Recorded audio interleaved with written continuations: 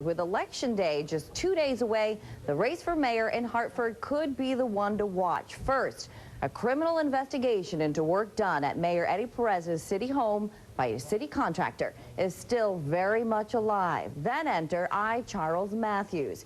He has requested marshals be present at all polling places on Tuesday. A former deputy mayor himself, Matthews is the candidate deemed by many as Perez's real challenger. When former Mayor Mike Peters got into the race by backing Charles Matthews, many political pundits predicted then that Matthews could be the man who could make a strong mayor weak. I would say the most serious contender is Charles Matthews. But when Democrats picked their candidate for mayor, Matthews came in a distant second, with Eddie Perez winning by a 20% margin. However, earlier last week, Matthews asked the Secretary of the State to provide monitors or marshals at all Hartford polling places on Election Day because of, quote, irregularities during the September 11th primary, including allegations of improper coaching of voters by election workers.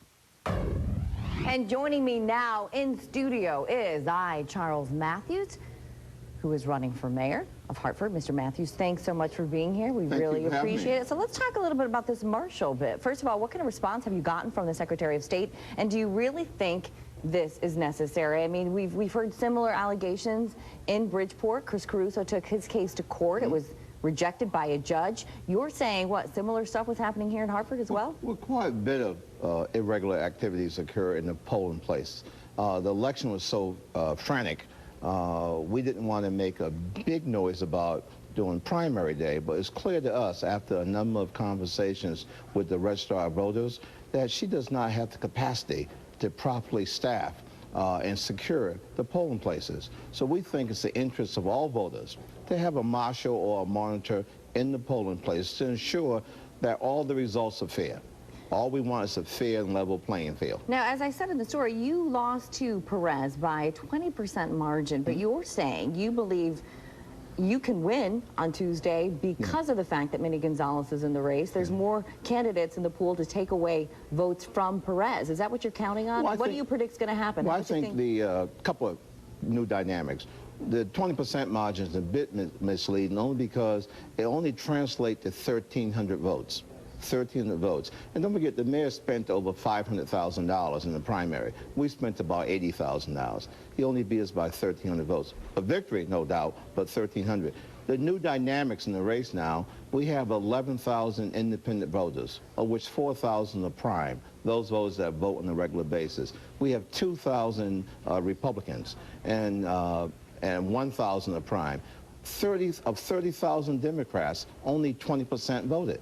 So there's an opportunity to still pull in 75% of the Democratic voters. And we intend to go after those voters. You were endorsed by the New York Times for the primary. You've been endorsed by the New York Times again. They say it's time for change in Hartford, alleging to corruption as being a problem in the city.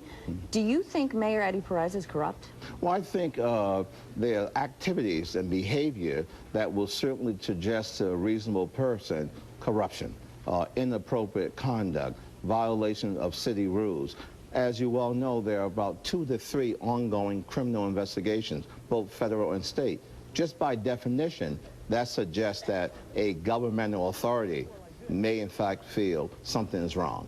So you didn't really answer the question. Do you think he's corrupt? Well, I think a jury have to decide that. I do believe there's a lot of inappropriate activities taking place within the city, and I do believe the very nature that there's a criminal investigation suggests something criminal is going on there. Let's talk a little about your resume. You do have a success story. You dropped out of high school, but you went on to go to law school and do amazing things. Real quickly here, though, you grew up in Boston. You were former legal special counsel for Congress, where you worked on the investigations of the assassinations of former President John F. Kennedy and Dr. Martin Luther King.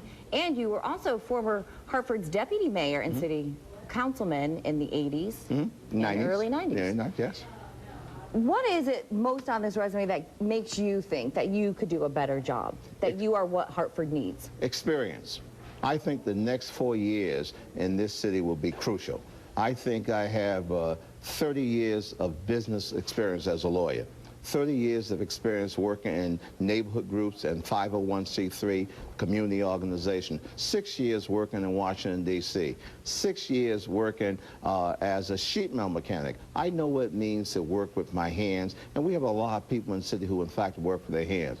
To the degree that I dropped out of high school, I think I really feel and understand what these young men and women are thinking throughout this city, and I think I can connect with them. I think maturity and experience is what I bring to the table. We only have about a minute and a half left, but real quickly, when you were on city council or as deputy mayor, I can't remember, you had proposed a commuter tax as a way to raise revenue, and recently during a debate, you said that you may still consider something like that if you become mayor. That is not extremely popular in a city where businesses are already leaving Hartford in droves. Do you still, I mean, what's your response? Is that accurate? Do you support a commuter tax? Actually, what I said, in the 1990s, a commuter tax was an idea we came up with because the governor was reducing funding to the city.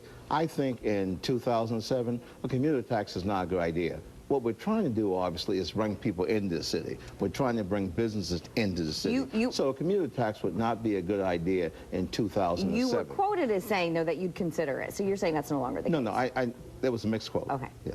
Press always gets blamed. Yes. No, I'm not telling you. And then real quickly, 30 seconds, because I asked a lot of the other candidates there.